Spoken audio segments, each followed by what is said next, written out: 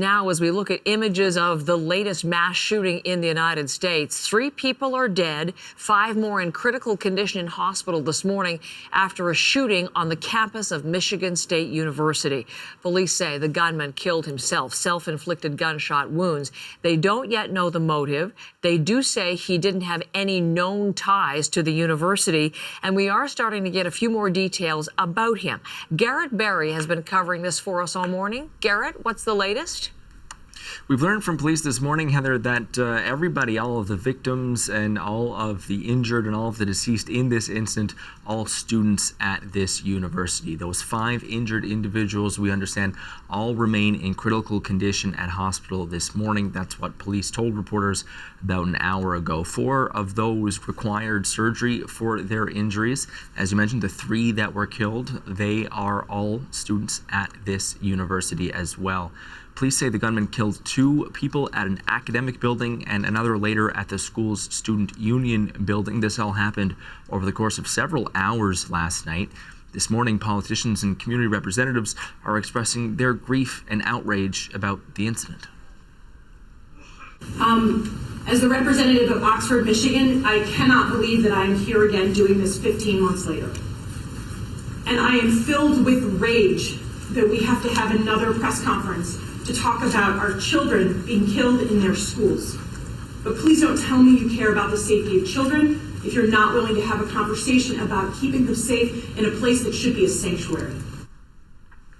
Students were first warned of gunshots on campus at about 8:30 last night local time, but that gunman was not found until just before midnight, so there were hours of fear and confusion at the university campus. We're also getting some video this morning that students took while they were locked down, showing others running for safety on the university campus, exiting buildings, dozens running out into parking lots, as you can see in that video.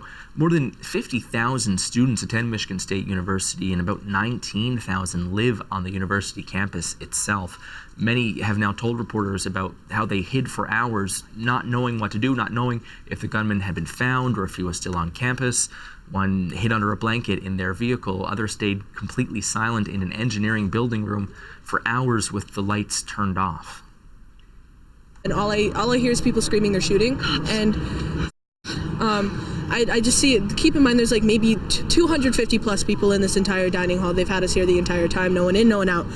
And I see everyone's crying, and just as we freshly blockaded the doors, apparently people heard shooting, they heard the door open, and it's this giant stampede of people headed toward me. Police announced the suspect's death early this morning. They say he died from a self-inflicted gunshot wound after a tip from the public led officers to his location. All classes and other university activities have been canceled for the next 2 days. The university president said it will be a time to think and grieve and come together. She spoke at that news conference this morning. So did Governor Gretchen Whitmer, calling this once again a uniquely American problem. She expressed grief for a new sense of fear in American schools, churches, and places of worship. She said words are just not enough and pledged action to combat gun violence in her state. You've been listening in as well, Garrett, I know, to a police briefing. They just finished that. Did we learn anything new about the gunman here? Police have released his name. Anthony Dwayne McCrae is the name of the suspect in this case. We know that he was a 43-year-old man, but other than that, authorities say they have a lot of questions today about this suspect. He doesn't appear to have any connection with the university. He was not a student or an employee there. Police say basically they have no idea why he came to the university's campus. We have absolutely no idea what the motive was at this point. We can confirm that the 43-year-old suspect had no affiliation to the university. He was not a student, faculty, staff, current or previous. So that's an unknown right now, and that's what we're trying to understand is why this incident occurred. So that's going to be a big part of the investigation going forward into what happened last night. Campus police say they're also getting help with that part of things from other state investigative agencies. Thanks a lot, Garrett Barry, with the breaking details for us today.